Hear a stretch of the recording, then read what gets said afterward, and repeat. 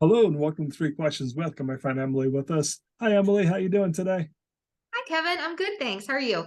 Just living the dream, my friend. So Emily, I brought you on the show today because I want to talk about SEO strategy. Because I'm guilty of it, Emily. As we were joking before the show, I like to do Facebook Live and do a lot of posts. And honestly, Emily, it's whatever's on my mind today. And it works in some ways, but if you say, Kev, what's your strategy? I just told you, Emily, whatever's on my mind. That might not be the best strategy, right? Maybe a little more effort in the strategy idea. Yeah. I mean, I think we're all guilty of that to a degree. It's easy to hop online and talk about whatever's top of mind. And that does work really well for things like Facebook Lives, where you're really kind of doing some off the cuff engaging with people on social media. But when it comes to your SEO strategy, the content you're putting on your website, I do really encourage business owners to have a defined strategy that they're working with. So rather than, thinking, all right, well, today I feel like writing about this blog post and putting it online, take some time every few months. It's nice to do it quarterly and really look at what are your potential customers searching for?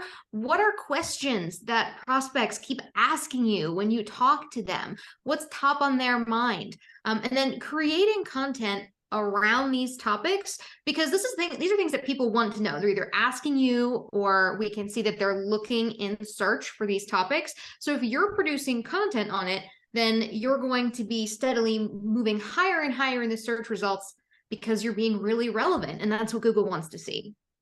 That made me smile because, as you know, we do video interviews because you're doing one right now. And that's what I say to my clients. What questions are you getting, Emily?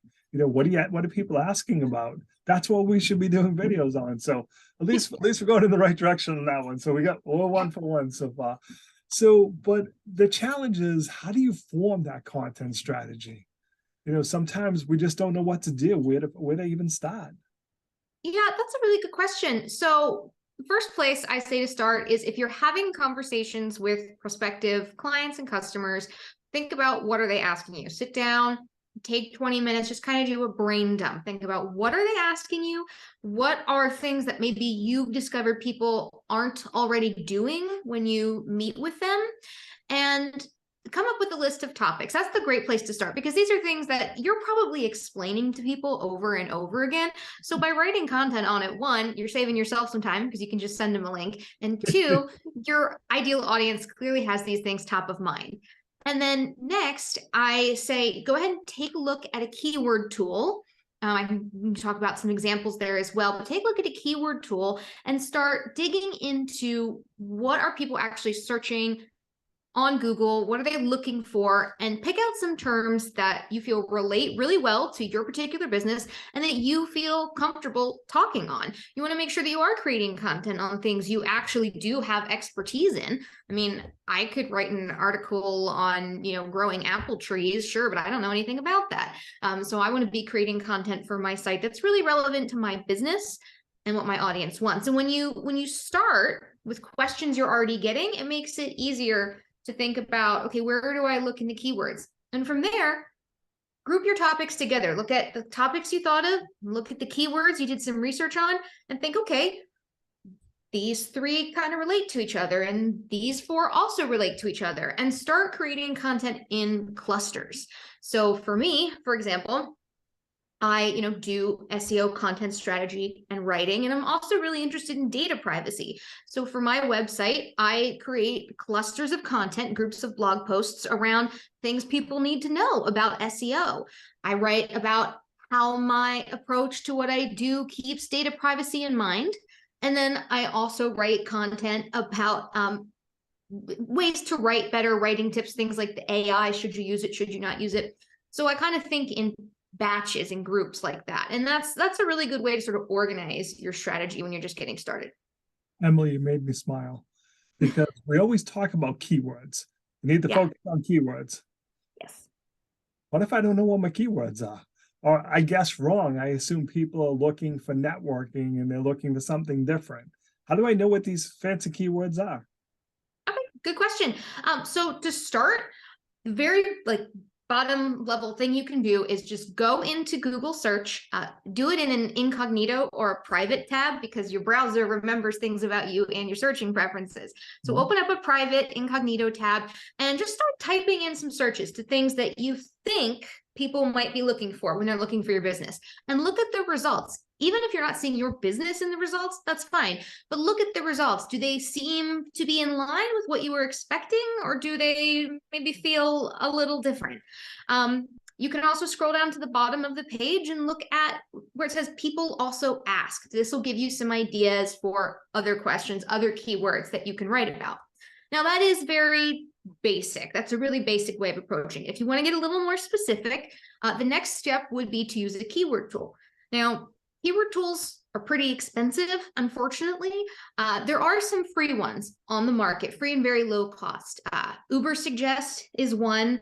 Another one that I recommend to folks who really want to do this themselves is called Keywords Everywhere. That's got a nominal fee, but it's pretty affordable. And what those will do is those will show you searches that people are making online and how many searches people are making. But there's one catch.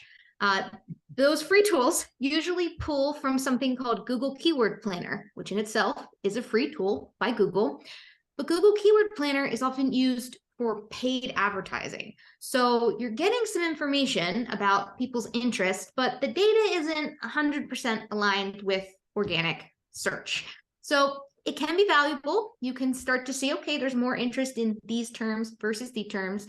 But if you really want to get a really clear picture of exactly what people are searching for and seeing in organic search results, that's not ads, nothing anyone's paying for, then you do need to access it through an SEO tool. Ahrefs, SEMrush, and Moz are three big ones.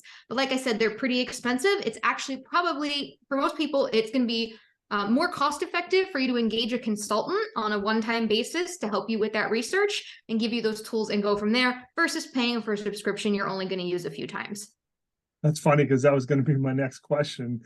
Really, isn't it more cost effective to consult with you, who's someone who can take a look at my website, see what I have going on, and suggest those keywords, and perhaps start writing some content for me so I can make sure? Because I find it, even when we want to do it, Emily, we only want to do it for a little while. First time we do a couple blog posts, Emily, it didn't go viral. I expected, this magic number of people to look at it. So it probably makes more sense to reach out to you and have and work with you on this than try to do it ourselves, like all things. Yeah. Just like it makes more sense for me to reach out to a professional photographer or to like an attorney to help me trademark something versus trying to do it myself. Same in this case.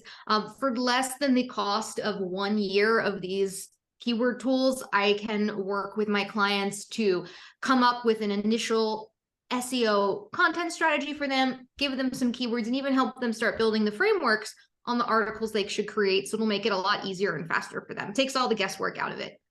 So, Emily, what's the quickest and easiest way to reach out to you? Quickest way to reach out to me is directly via email or through my website. It's egcreativecontent.com. My email address is emily@egcreativecontent.com, and you can also find me on LinkedIn. Emily, I appreciate you taking a few minutes to call into the show. And as always, thanks for being my friend. Thanks, Kevin.